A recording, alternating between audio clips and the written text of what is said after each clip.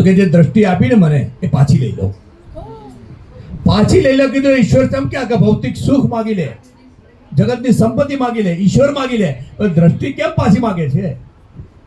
ત્યારે એ અંતે કીધું કે ઈશ્વરને જોવા માટે આંખો જન્મથી તડપતી હતી, એના દર્શન થઈ ગયા, હવે ભૌતિક સંપત્તિના દર્શન કરીને મારે શું? ક્યા વાત, ક્યા વાત, ક્યા વાત!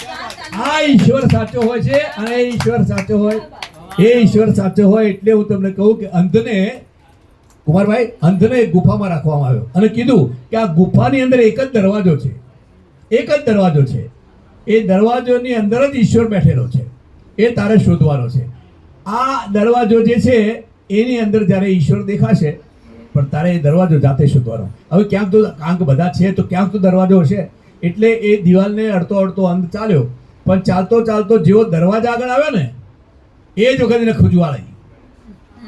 એ ખજવાળ ગયો, એમાં દરવાજો જતો રહ્યો, એટલે પાછી દિવાલ આવી, પાછી દિવાલ આવી, એટલે પાછો દિવાલને અડતો અડતો જેવો આવ્યો, એ વખતે પાછો જ્યારે દરવાજો આવ્યો તો ફરી વાર ખજવાળ આવી. એમ કરતા કરતા જેટલી વાર આવતો એટલી વાર ખજવાળ આવતી હતી, પરિણામે ઈશ્વર મળ્યો નહીં. મારા તમારા જીવનમાં આપણે ઈશ્વરના દર્શન કરવા માટે નીકળ્યા છીએ, પણ જેવો ઈશ્વરનો દરવાજો આવે છે ત્યારે મને ને તમને કામ, ક્રોધ, માયા, મમતા, ઈર્ષ્યા, અહંકારની ખુજલી આવે છે, પરિણામે દરવાજો નીકળી જાય છે. એ દરવાજો જો નીકળી જાય છે, પરિણામે ક્યારેય ઈશ્વર મળતો નથી. માત્ર જીભથી ગવાય છે. જીભથી ગવાય ને કોઈ પણ પ્રાર્થના તો એ શબ્દોની રમત અને કરામત છે. જીવથી ગવાવું જોઈએ. કોઈ જ્યારે જીવથી ગવાય છે તો જ એ પ્રાર્થના બનતી હોય છે. પ્રાર્થના એ મારી દ્રષ્ટિએ કહું તો પ્રાર્થના એક આધ્યાત્મિક ભીખ છે, ભીખ જ છે. કોઈ દિવસ તમે દર્શન કરીને જ્યારે નીકળ્યા ત્યારે કોઈ તમને એમ પૂછે ક્યાં જઈ આવ્યા, તો આપણે શું કહીએ? હું મંદિર જઈ આવ્યો. કહે છે ને, શું કહે છે? હું મંદિર જઈ આવ્યો. કોઈ બોલ્યું જ નથી કોઈ ઈશ્વરને મળી આવ્યો.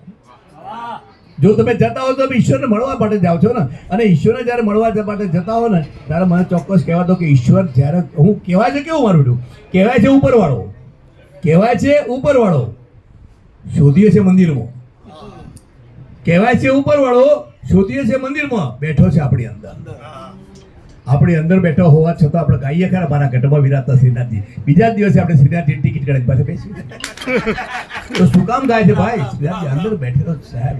આપણે ઠીક છે, ઈશ્વર છે કે નહીં, આત્મા છે કે નહીં, એની પર કલ્પના છે. કારણ કે શરીર એ શ્વાસનું બંડલ છે, મન એ ઈચ્છાઓનું બંડલ છે, બુદ્ધિ એ અહંકારનું બંડલ છે, અને આત્મા એ પરમાત્માનું બંડલ છે.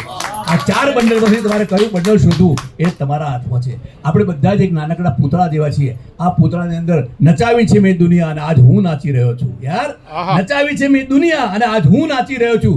દીધા દાના હાથે આજ હું યાચી રહ્યો છું. નચાવી છે મેં દુનિયા અને આજ હું નાચી રહ્યો છું. દીધા દાના હાથે આજ હું યાચી રહ્યો છું. સમયનું રમકડું બનીને ફર્યો છું આ તેમાં. મારા પ્રભુએ જેમ રમાડ્યો એમ હું રમી રમાડે છે તો એ જ રમાડે છે. આવી સરસ મજાની ભક્તિની યાત્રાની અંદર અરુણાબેન દર વખતે અમારા બધા જ કલાકારોને પોતાના ફેમિલીની જેમ રાખે છે. એ અમારું સદભાગ્ય છે. એટલે આપણે અરુણાબેન માટે એક જોરદાર તાળી પાડી દો. અમારા માટે હું જોરદાર તાળી પડાવું છું. આવો, મેદાનમાં આવો, કોર્ટના કઠેડામાં આવો.